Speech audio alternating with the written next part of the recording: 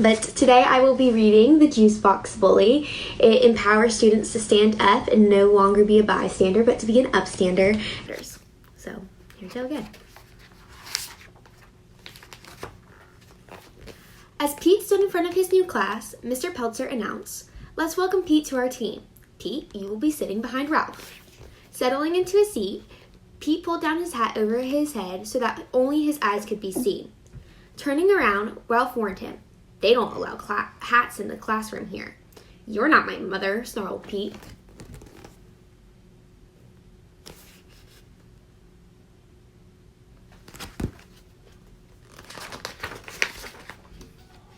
After giving an assignment, Mr. Peltzer walked around the class and quietly asked Pete to remove his hat. Once he walked away, Pete poked at Ralph. "Thanks a lot," he growled. Later that day at recess, Pete didn't ask to join the soccer game. Instead, he just watched.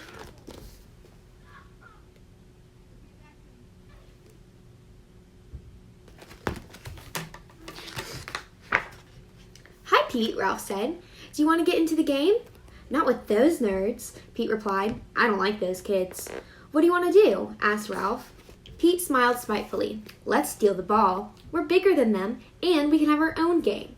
"I don't think so," answered Ralph. "That's not how we do things around here." "Then I'll do it myself," taunted Pete, "if you're so afraid."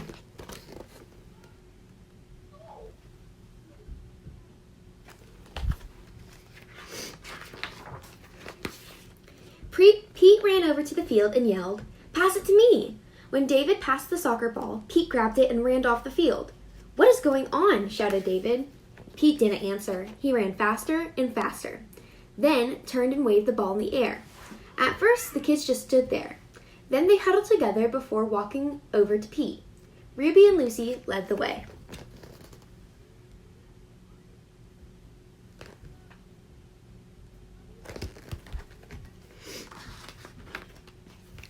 "I know you're new around here, but what are you doing?" asked Ruby. "I'm playing with the soccer ball," Pete snapped. "Think you're going to take it away from me?" Ruby didn't argue, nor did she threaten Pete. Instead, she softly but firmly explained, "It's your first day here, so there's no way you can know this. In Mr. Peltzer's class, we make a promise."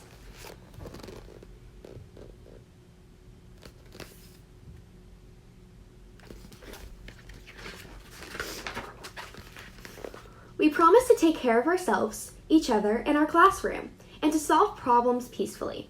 We promise that in this class, no one would stand by and accept bad behavior. When someone acts hurtfully, we speak up. We want you to be a member of this class and make the same promise." Dumb rules, dumb promises. Throwing the ball to the ground, Pete walked away.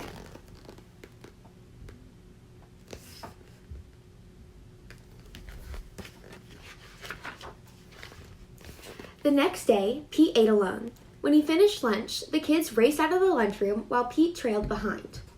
Ruby ran up to Pete and asked, "Do you want to play soccer today?" "I don't want to play with those nerds." "Okie dokie," Ruby replied.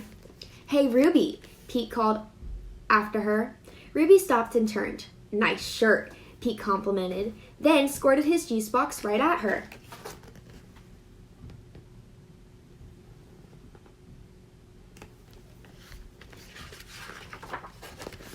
"You're so mean," she smirked at him. "I'll tell everyone how mean you are, and you won't have any friends here." By now, Ralph, David, and some others had come up to them. "Ruby, I won't let you do that," Ralph said clearly. "Remember our promise?" "I don't want to remember the promise. Look what he did." "Well, we will ignore him forever, until he leaves the school and goes back to his old school," Ruby demanded.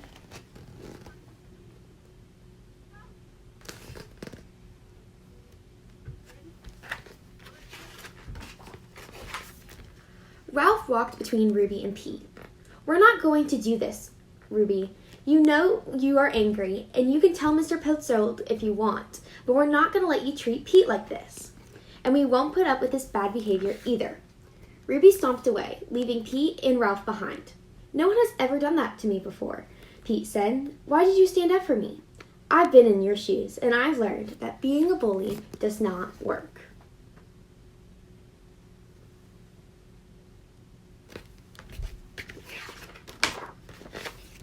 "And I'm not a bystander," Ralph said. I don't stand by and let mean things happen. Besides, Ruby is my friend and you shouldn't have ruined her shirt.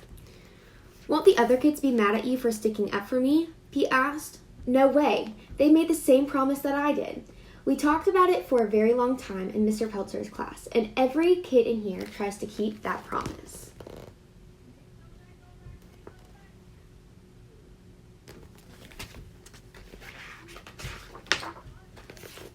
At my old school, I got picked on all the time, Pete said.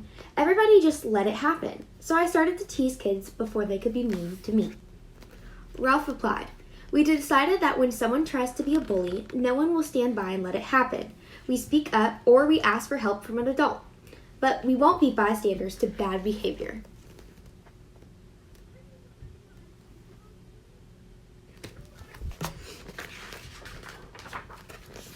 The bell rang and it was time to go back to class. They hate me. They'll never let me play with them, Pete said. Before Ralph could answer, David, Lucy, and Ruby came towards them. I'm sorry about what I said, Ruby apologized. I can't believe I forgot the reason why we made the promise. If we can remember to stand up for each other, school is a lot more fun.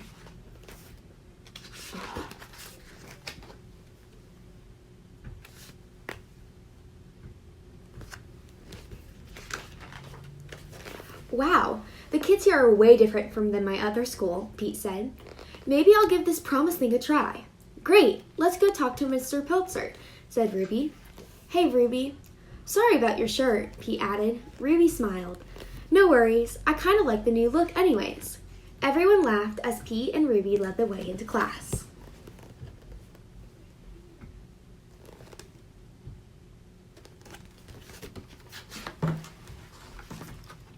So in the end, a bystander is a child who sees bad behavior but does nothing about it. Bystanders make up the largest population in school.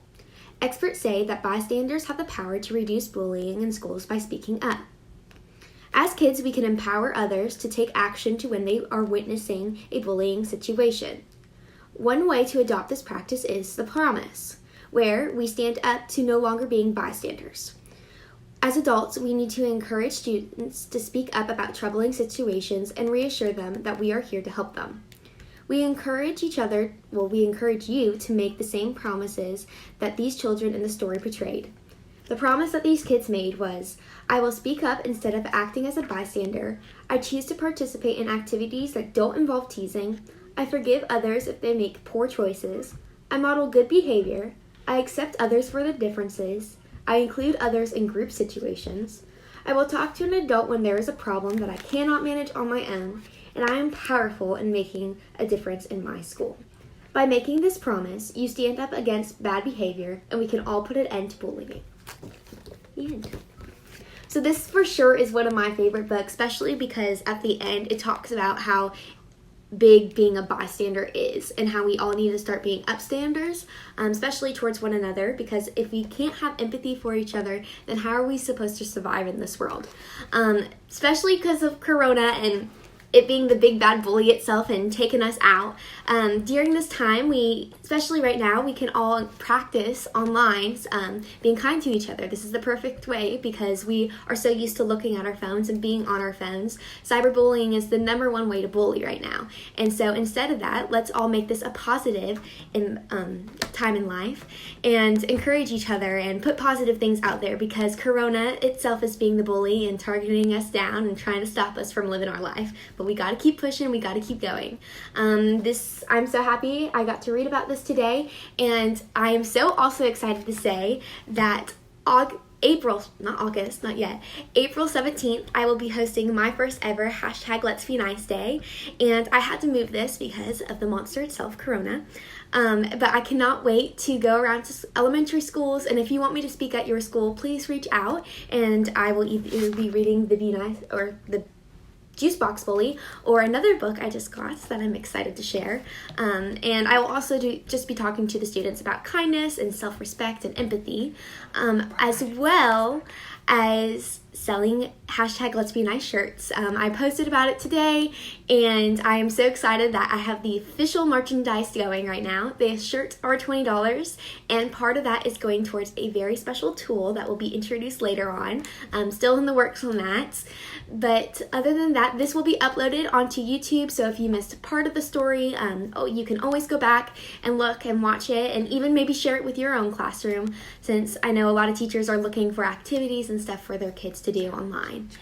And I also challenge you guys to going around, and even if it's in your neighbor's mailbox or someone random's mailbox or on their front porch, write a kind note, an inspirational message for them, and just either on a note card or something, just stick it on their mailbox or on their front porch and just bring some light into someone's day, because again, Corona's really bringing us down right now, and instead we can make this as a positive way to really socialize and connect together and see how big of a role it is to be kind. So thank you again so much for watching this live, and this will be uploaded to YouTube. I will give more information about that in a few. But other than that, I hope you have a blessed day, and I will see you guys soon. Bye.